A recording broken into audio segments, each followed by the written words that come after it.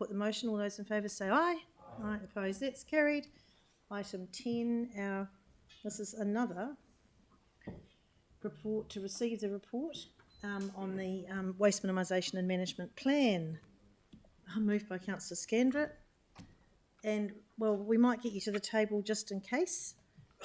It's seconded by Councillor Barber. Are there any questions for staff on this one? Councillor Johansson has a question, so yes, it is worth coming to the table.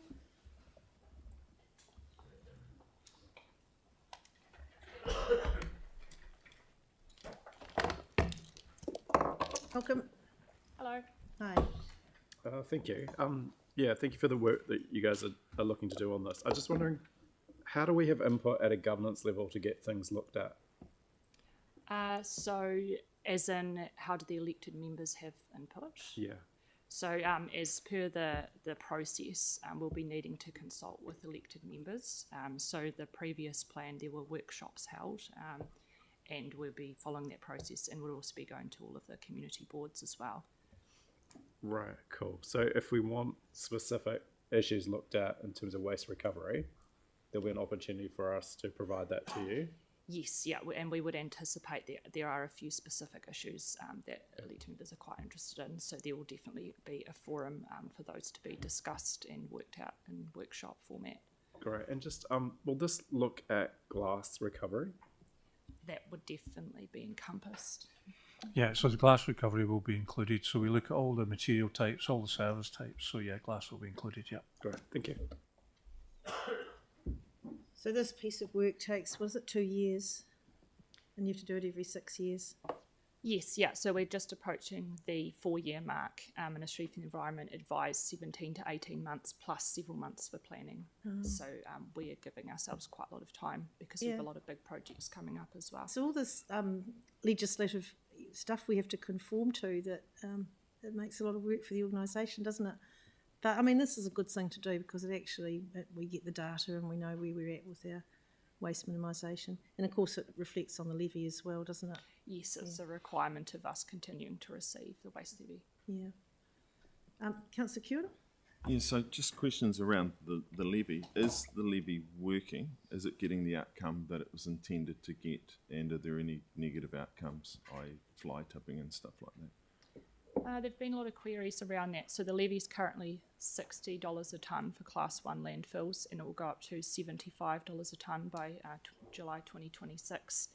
There hasn't been any research specifically done around that, but I know that Ministry for the Environment are very aware of queries from councils around whether there's a link there. But we know that illegal dumping is more of a social behaviour issue rather than a financial issue from the research that's been done so far, even though that doesn't necessarily sound like that would be the case. So when we're addressing things like illegal dumping, we'll be looking at how to address the behaviours and the service levels that we provide would be encompassed in part of that, and compliance. So we've been already looking into various actions to address that. Okay, and the money collected, where's that going and what's its input-output rate? So 50% is retained by Ministry for the Environment, and they use that for their waste minimisation fund, which has recently been amended to encompass a whole lot more projects, but we can apply for projects that are of benefit, so councils can band together or apply separately, and then the other 50% comes back to the TAs, contingent on their waste minimisation management plan being current. Okay, and so since the levy started, have we seen a reduction in waste? Like, when does that become measurable? It's more if we're investing in infrastructure to reduce waste. So yes, for example, a lot of councils use it to collect their organics. So it's their investment signals have been around reducing organics to landfill. So there's a bit of a reduction there. It takes a while to sort of see the effects. It'd be nice to see that even on a yearly kind of number of where the big movements have been and where the wins are. Right. Yeah, that'd be good. I think everyone would be interested in the numbers. Just not a huge report, but just seeing the highlights, and that way we know where to be putting more money or less. Because there's a lot getting collected as long as it's spent well to get the result we're after. rather than it sounds good, but yeah, thank you. Yeah, well, if it's possible to get some data, that would be really helpful. And the levy that we get in the council stays in the program. It has to be spent on It has, waste. yeah, it's not allowed to be spent on disposal fees. And just another point on data, it's a bit difficult because waste is so contingent on the economic status. So we look at tonnages to landfill, and that's reflective of our. So there's a lot of different parameters that are influencing our tonnages. So if we're reporting back on that, we would need to ensure that we are stating all of the different things that are influencing our tonnages as well. Yes, so if it came from, say, construction or something, it could skew the numbers. Yes, yeah. So we're talking about people's rubbish that they're chucking out. So does that get separated at the point, at the, for instance, at Cape Valley? Do they separate it out to monitor it? Or? No, so waste is just received as general waste or special waste. So the likes of asbestos is always handled separately, but it's not separated out at Cape Valley. So how can we really truly get good data on whether our minimisation? We've been discussing that with other councils, so we've been looking into how we could perhaps have mechanisms around bylaws for waste licensing. Ministry of Environment have just introduced different activity categories that need to be used at the weighbridges. So when someone's going over a weighbridge, the operators need to choose a different activity category based on where the waste has come from. Yeah. We just have to be quite aware that the more data that's collected, the more work is put onto those people that are at the coalface dealing with the public, and people up until now not used to being asked where their waste has come from. So it's quite a change to people's they're used to just going to the dump, as it's traditionally called, putting it in a landfill, and that's it. So we need to change that, and that will be that can be quite difficult. And the other remaining data we can collect is the red bins, the curbside collection.